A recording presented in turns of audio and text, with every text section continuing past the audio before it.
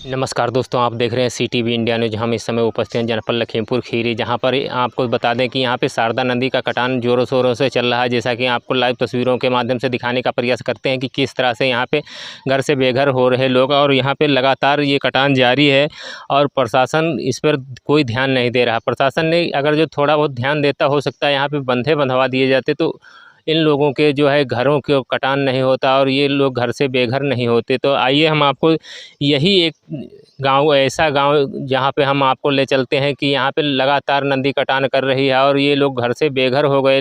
इन लोगों को सरकार के द्वारा ज़मीन तो दी गई, लेकिन उस वहाँ पर रहने के लिए व्यवस्थाएं की गई। उसके बाद में यहाँ पे रास्ते का कोई व्यवस्था नहीं है, जिससे ये लोग अपने घर से कहीं भी जाना चाहें तो इनके लिए कोई भी रास्ता उपलब्ध नहीं। तो हम आपको बता दें कि यहाँ पर एक बार फिर आशियाना छीन रही है शारदा नदी। तो लगातार हम आपको बता दें कि यह घटना शारदा नदी के द्वारा कई किलोमीटर यहाँ पे ज़मीनें कट गई हैं और लगातार यह अहिराना गांव की घटना है। ये गांव पूरा नदी में समा चुका है और ये लोग जो घर से बाहर हो चुके हैं, बेघर हो चुके हैं। लेकिन इनके लिए जो सरकार थोड़ा बहुत अगर जो ध्यान दे तो हो सकता है इन लोगों को रहने के लिए व्यवस्थाएं की गई हैं। इनको 2 वक्त की रोटी नसीब नहीं हो रही है और इनकी जो जितनी भी ज़मीन थी वो सब शारदा नदी के अंदर, कटान के अंदर चली गई है और ये लोग लगातार सरकार से गुहार लगा रहे हैं। इनकी कोई मदद नहीं हो पा रही इनकी, और इन लोगों को रहने के लिए सरकार ज़मीन दे दिया गया है, लेकिन उसमें यहाँ पे इनके आने जाने के लिए और इनके बच्चों के लिए पढ़ाई के लिए जो भी व्यवस्थाएं हैं वो उपलब्ध नहीं है। और ये खेतों से होते हुए तब इधर उधर रोडों पे जाते हैं, कहीं भी जाना हो तो ये दूसरे के खेत होते हुए तब जाते हैं। आए दिन अभी यहाँ खेत वाला ना निकलने दे तो हो सकता है इन लोगों को कोई भी सुविधा ऐसी उपलब्ध नहीं है जिससे ये कहीं भी जा सकें और इनके घर अगर जो कोई भी जाना चाहे तो वो आ सके। तो लगातार आप हमारे साथ बने रहिए, हम आपको पल पल की खबरें दिखाने का प्रयास करते हैं। आइए तो जो लोग घर से बेघर हुए हैं उनकी जानकारी लेते हैं, उनसे जानकारी लेने का प्रयास करते हैं कि क्या समस्याएं रहीं और इनकी ज़मीनें कितनी कट गई हैं ज़मीन, और कितनी अभी बची भी है या नहीं बची है। इन लोगों को 2 वक्त की रोटी कैसे नसीब हो रही है और क्या क्या समस्याएं हैं। तो आप हमारे साथ लगातार बने रहिए, हम आपको पल पल की खबरें दिखाने का प्रयास करते हैं कि किस तरह से ये लोग घर से बेघर हुए हैं और ये सरकार से लगातार गुहार लगा रहे हैं, लेकिन इन लोगों की कोई मदद नहीं हो पा रही, क्योंकि ये लोग शारदा नदी के किनारे हैं। यहाँ पे कई गांव ऐसे हैं जहाँ पे लगातार कटान हो रहा है, जैसा कि यहाँ पे बोझवा से लगाकर बझेड़ा, रेवतीपुरवा, ये सभी गांव, यहाँ पे कई गांव ऐसे हैं, हाजूरपुर है, ये गांव जो है इनके गांव के पास में ही नदी बह रही, शारदा नदी बह रही है और इन गांवों का कटान हो रहा है। तो आप देख रहे हैं CTV India news, Devendra Kumar की खास रिपोर्ट। अच्छा,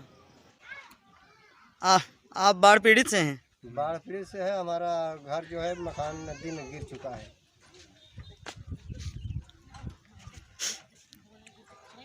आपकी ज़मीन भी कट चुकी है? हमारी ज़मीन भी कट चुकी है और कुछ भी हमारे पास बचा नहीं है। आपको कोई सरकारी लाभ मिला? सरकारी लाभ कुछ नहीं मिला है, प्रधान ने भी नहीं दिया, लेखपाल ने भी कुछ भी नहीं दिए।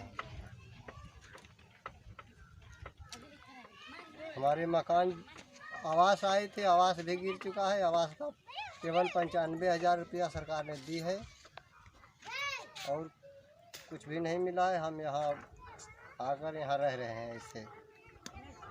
अच्छा, जो है आप कितने दिनों से यहाँ रह रहे हैं? यहाँ ये 1 महीना हो गया होगा, बहुत होगा तो।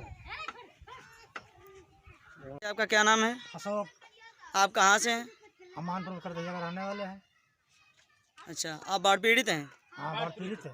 हम लोग कटान होकर बाढ़ पीड़ित में है। कटान हुआ, यहाँ सरकार ने दिया, बसा हुआ हो। अच्छा, रास्ता के लिए हम लोग परेशानी है। अच्छा, रास्ता नहीं मिला हुआ है।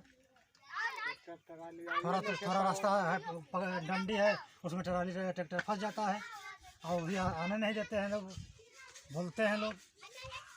सीधा में बोला, खेत वाले निकलने नहीं देते हैं और रास्ता नहीं है। जो आपका ज़मीन है वो ज़मीन नदी में चल रहा है। आपको कोई लाभ मिला? कोई लाभ नहीं मिला। आपकी कितनी ज़मीन कटी हुई है? 10 एकड़ कटा हुआ है।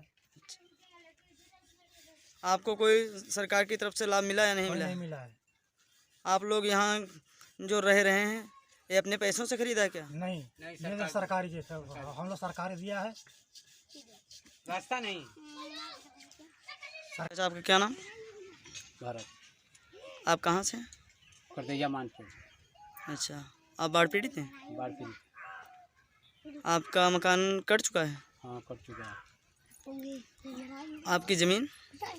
नदी में कट चुका है। आपकी कितनी ज़मीन कटी है? आपकी 2 एकड़ ज़मीन कट चुकी है। आप जब यहाँ रह रहे हैं आपको सरकार ने दिया है या आपने अपने पैसों से नहीं, खरीदा?